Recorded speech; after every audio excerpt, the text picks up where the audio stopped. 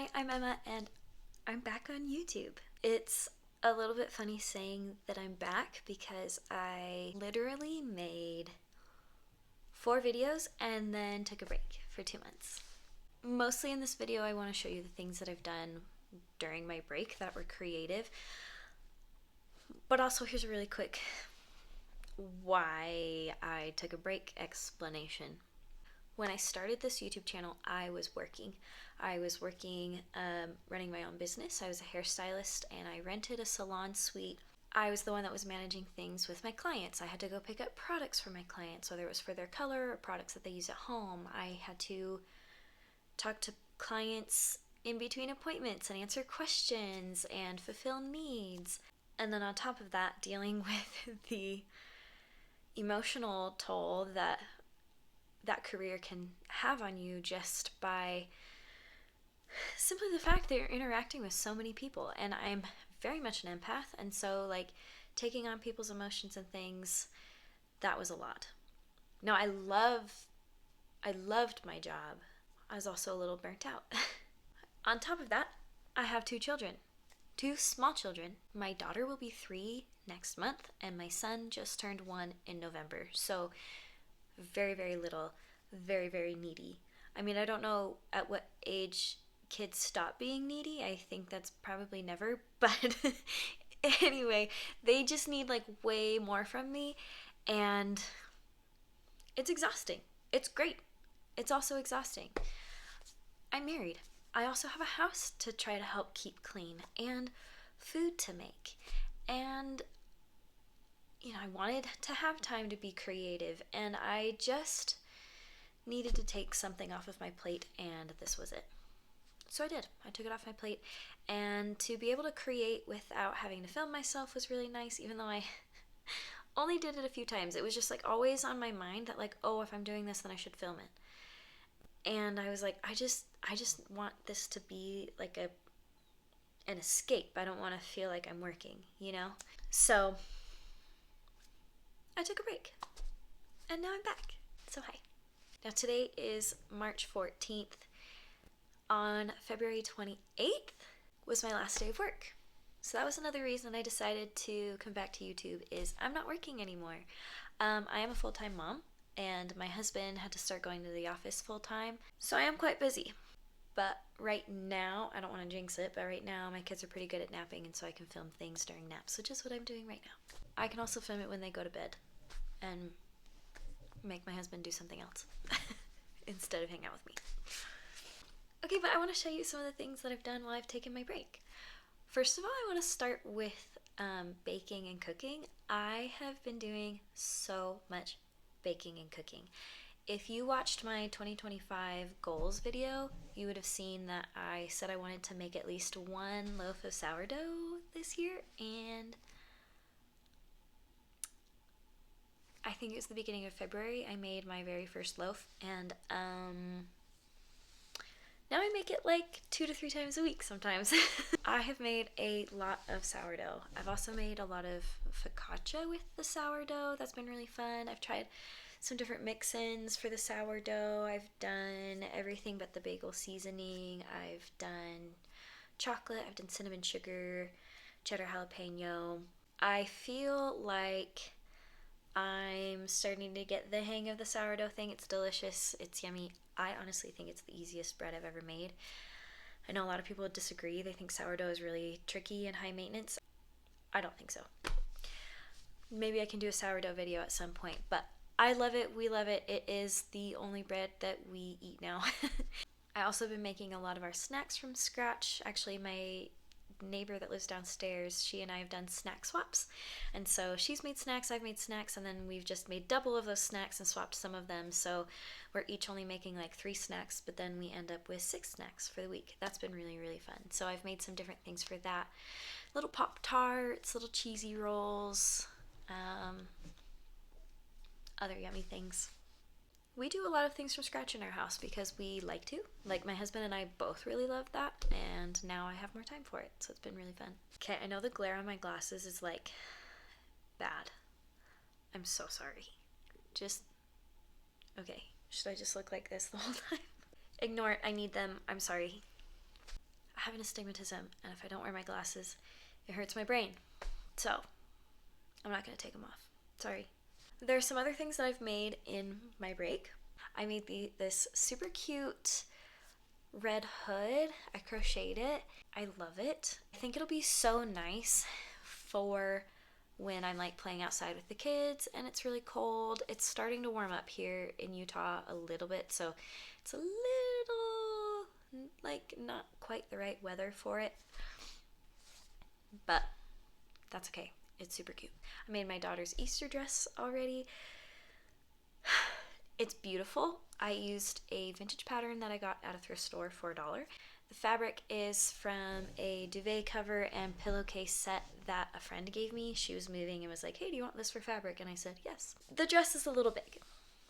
It's a little bit big for her. And honestly, even if I had gone the next size down in the pattern, it would still be too big. But like I measured her and everything to choose the right size, and still massive. I think I'm going to make her wear it anyways because it's adorable. And then she can grow into it. Also, my plan is to make myself a matching dress out of the rest of the fabric. Could we wait till next year for her to wear it? Maybe, but then maybe she'll be too big for it. If you have kids, you understand the challenge. Also, in May, we are going to Disney World, and I am making as much of my kids' clothes for that as I possibly can. Since we're only living off of one income now, and this is a big trip, I wanted to try to save as much money as we could and just make the clothes. I also wanted to try to make as much of it as possible from fabric that I already have, whether that's like fabric that I've purchased, things like the blanket and pillowcases where it's like repurposed, and even like old clothes from either my husband or me that I want to repurpose. Now obviously there is the challenge of I don't have like Mickey Mouse or Disney themed fabrics really. I have like one option. So I have to get creative. I've only made one thing so far, but I made these matching shirts for my kids. The purple part of the shirt is actually from an old shirt of my husband's. And then the fabric that I used for the collar and the trim on the sleeves, that is fabric that I had that I used for a different project. And I have enough of it left over that I'm also going to make them some little like matching biker shorts to go with it, so they'll have these super cute sets for Disney World. I'm super excited for those. I also want to show you where I'm at with my temperature blanket. I am a few days behind. I'm currently working on the row for May 9th, so I've got lots of rows to catch up on, but look at how pretty. It's so gorgeous. So the hottest days are this like dark corally color, and the coldest days are this blue. You can see at the beginning of the year it was a lot of this purple, which I have my key here, is like 31 to 40 degrees. I also switched some of the colors around to different places since I did my initial video about my temperature blanket. There were just some colors that I was like, oh, I want to see more of, and once I kind of saw how the weather was trending, I was like, I'm not going to see enough of that color, and I want more of it. Like this green, so beautiful, but it was like up here at the 10 and below, which that happens. It does get below 10 degrees here. It does get negative degrees here, right? So it's a good idea to have it, but that's obviously not happening in this season. Maybe it'll happen once we hit winter again at the end of the year, but not guaranteed. So I just moved some colors around. But yeah, I'm so pleased. Also, this thing is massive. Let's see. I don't even know. Can you tell? Can you tell how big that is? Oh, it's twisted. I'm not very good at this. Huge. My goal was for this to be big enough so that my whole family could snuggle underneath it, and I believe I have achieved that goal. It's like, I think essentially the size of a king-sized blanket. So it's very big. I did have a little bit of a scare because Joann is going out of business. And the yarn that I'm using for this blanket is Big Twist, which is a Joann exclusive brand of yarn. And I was super, super nervous because I was like, well, what am I gonna do? I don't know how much I need. I've been just buying a new skein when I run out of a color. And so I was like, shoot, now I need to like calculate and try to figure out how much I might need and order it before Joann is totally out of business. So I did that, and I ordered, it was like something like 21 or 22 skeins of yarn, but I did it just in time. One of my friends was like, oh my gosh, you're so lucky, you can't even order stuff from them anymore, like they won't let you. And I was like, oh my gosh, I'm so glad I did that then, because they were also pretty well picked over in our actual store, so I couldn't get everything I needed in the store either. So I lucked out, but now I'm just like crossing my fingers, praying, sending pigeons to heaven, you know, everything, hoping that I ordered enough. If I get to a point where I'm out of a color and Big Twist doesn't like start selling on its own and doing its own thing or selling in another store, then I can just find another brand that has a good color match. Because honestly, I don't feel like any of these colors are so wild that I wouldn't be able to find them in another brand. But you never know. But that was the risk I took with making this blanket. I just didn't realize I was risking a whole company going out of business. So that stinks. Speaking of Joann going out of business, I totally forgot about this thing that I made until just now. I bought 4 patterns from Joann that were, I'm gonna go grab them. Hang on. Okay, I have them. And I'm kind of out of breath. At the time when I went and bought these 4 patterns, Joann was doing a sale where all patterns were like $1.99 except for Vogue patterns. They were still a little more expensive, but I think less than $5. And so I took advantage of that, and I really feel like I scored. When the cashier rang up the patterns, before it took off the discount, it was gonna be like $60, I think almost $70 for these patterns. I got them for like $10. So I got a couple vintage ones. Actually, I got 3 vintage ones and one that is not vintage. This is the not vintage one. This really nice jacket slash vest. Very size inclusive, so I should be able to make jackets for like me and my husband. Love that. Very simple, very basic, and something that I think will be very useful to have in my arsenal. This 1950s pattern for this shirt, isn't that top just adorable? Short sleeve, long sleeved, and even an option with a little bow collar. Come on, I'm so excited to try to make that. This vintage apron, so cute, 1970s. And then this pattern, I've actually made a dress out of it. I'll post a picture of it in a second.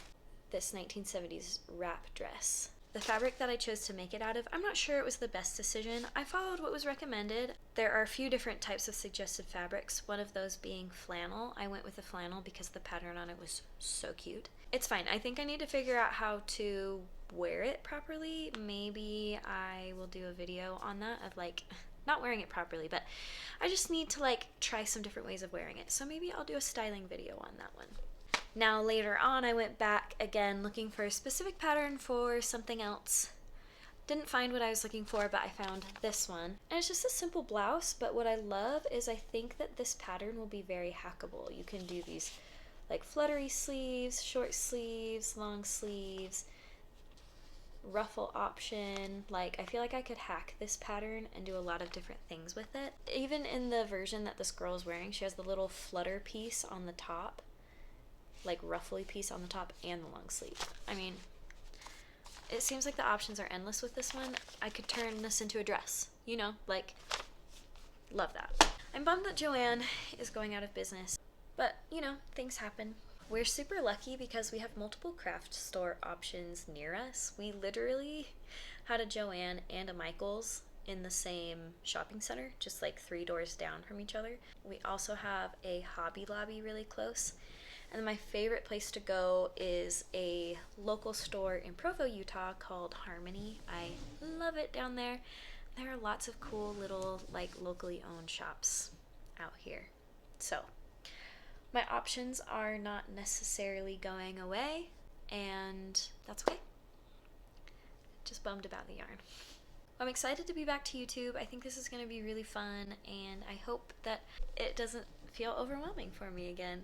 and I just really want to be able to like build a community and find other people who like to make stuff and be able to make some friends and things like that through that community and help to build the community as well. So stay tuned for some fun stuff. I'm gonna do more crocheting, learning more knitting, sewing, obviously, and then also some cooking stuff. I think that would be really, really fun.